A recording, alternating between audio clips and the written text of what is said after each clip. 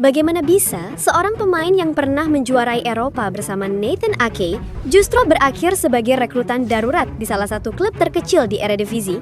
Ini bukan sekadar opini, ini paradoks faktual. Di satu sisi, ada seorang gelandang jenius yang dijuluki The Professor, seorang arsitek lini tengah yang visinya bahkan dipuji legenda sekelas Cesc Fabregas. Tapi di sisi lain, ada pria yang sama persis, yang pada musim panas 2024 mendapati dirinya terdampar tanpa klub, diabaikan oleh pasar yang seharusnya memujanya. Situasi ini, kalau kita jujur, terasa absurd. Ini setara dengan seorang insinyur kepala tim Formula 1 yang diabaikan oleh semua tim besar, lalu akhirnya diterima bekerja untuk mengganti oli di bengkel lokal. Inilah teka-teki Tom Haaye, dan untuk memecahkannya, kita tidak hanya perlu melihat apa yang terjadi, tapi juga mengapa sistem sepak bola Eropa membiarkannya terjadi.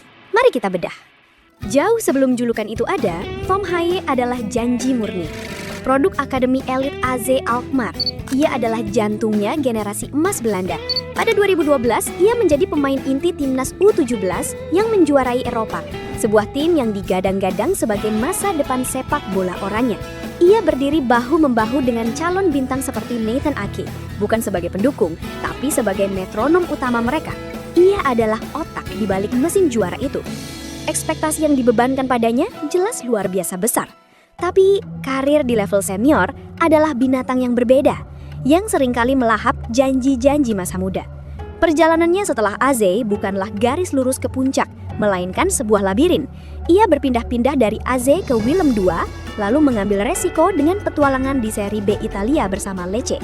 Sebuah langkah yang ternyata terlalu tinggi dan sulit. Gaya sepak bolanya yang sangat taktis dan fisik di sana seakan meredupkan kilaunya. Ia kembali ke Belanda, sempat membela AD Den Haag sebelum akhirnya mendarat di NAC Breda di Divisi 2. Bagi dunia luar, ini seolah menjadi konfirmasi bahwa seorang talenta emas telah kehilangan arah. Tapi justru di sanalah, jauh dari tekanan dan sorotan media, sang profesor menemukan kembali laboratoriumnya. Di NAC Breda, ia melepaskan beban ekspektasi dan mulai bermain dengan kebebasan. Ia menjadi kapten, pemimpin tak terbantahkan, dan pusat dari segala permainan timnya. Ia tidak hanya bermain baik, ia mendikte permainan. Performanya yang konsisten dan dominan jadi terlalu bagus untuk diabaikan. Akhirnya, pada Januari 2022, Heerenveen, sebuah klub Eredivisie yang solid, memutuskan sang pengembara ini pantas mendapatkan kesempatan kedua di panggung utama. Dan di Heerenveen, janji itu akhirnya meledak jadi kenyataan. Disinilah julukan The Professor lahir secara organik dari para komentator yang terpesona. Karena di lapangan, Haaye bukan sekadar bermain sepak bola, ia seolah memecahkan soal fisika. Ia adalah titik tenang di tengah badai, sang grandmaster catur di lapangan rumput yang melihat 5 langkah ke depan saat pemain lain masih sibuk dengan langkah pertama. Umpan-umpannya bukan cuma tendangan biasa, itu adalah kalkulasi sudut, kecepatan, dan waktu yang presisi. Bahkan pelatihnya, Kees van Wonderen, secara terbuka membangun seluruh filosofi tim di sekelilingnya, menyebutnya pemain yang membuat seluruh tim bermain lebih baik. Pasar Eropa yang tadinya ragu, kini memperhatikan dengan seksama.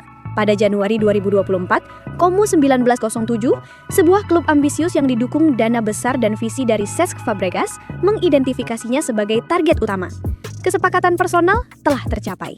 Ini seharusnya menjadi momen validasi tertinggi, puncak dari kebangkitannya. Lalu, dalam sekejap, semuanya runtuh. Di hari-hari terakhir jendela transfer, Heerenveen secara sepihak membatalkan kesepakatan. Alasan resmi mereka gagal menemukan pengganti. Logikanya begini, menahan pemain kunci yang kontraknya akan habis 6 bulan lagi, dan dengan begitu menghalangi kepindahan impiannya, itu sama saja seperti menolak menjual payung terakhir Anda di tengah badai, hanya karena stok jas hujan belum datang. Sebuah keputusan yang secara teknis mungkin bisa dibenarkan, namun secara praktis, absurd dan merusak. Dan disinilah teka-teki ini terjawab sepenuhnya. Anda pasti bertanya, jika dia sudah bebas transfer pada 1 Juli, mengapa Como tidak langsung merekrutnya? Jawabannya cuma satu kata, momentum. Begini, pada bulan Juli, Como sudah jadi klub Serie A. Pesta promosi sudah selesai, dan realitas baru kini bergulir. Fokus mereka bukan lagi mencari pemain untuk membawa mereka promosi.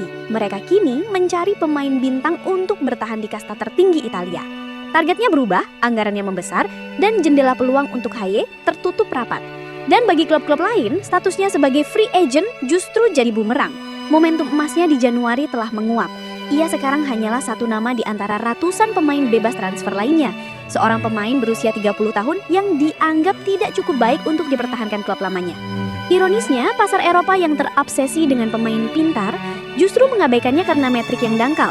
Ini sama saja seperti sebuah galeri seni di Amsterdam yang menjual lukisan Van Gogh di tumpukan poster diskon hanya karena bingkainya dianggap ketinggalan zaman. Maka penandatanganan kontraknya dengan Almere City bukanlah sebuah kemenangan. Itu adalah sebuah keharusan, sebuah kontrak pembuktian di panggung kecil untuk tetap relevan. Namun saat nilainya di Eropa merosot tajam, di belahan dunia lain, sebuah kerajaan baru justru sedang menantinya. Saat karir klubnya berada di titik terendah, statusnya sebagai pemain timnas Indonesia justru mencapai puncaknya.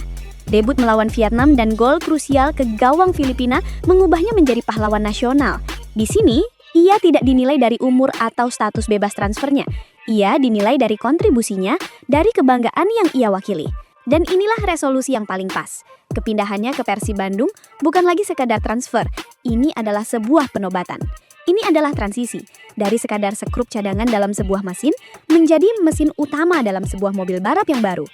Dari diabaikan oleh pasar yang dingin dan kalkulatif, menjadi dipuja oleh jutaan penggemar yang hangat dan penuh gairah. Karena terkadang, untuk benar-benar dihargai, seorang profesor tidak butuh laboratorium yang lebih besar. Ia hanya perlu menemukan audiens yang siap mendengarkan kuliahnya. Dan bagi Tom Haye, jutaan orang kini telah siap.